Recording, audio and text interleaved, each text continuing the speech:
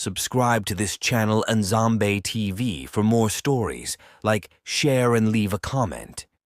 I have learnt a lot from your comments. I can't leave without telling you that this is Rwandan Tale by Mfalm Storyteller. Thanks for watching. God bless you abundantly.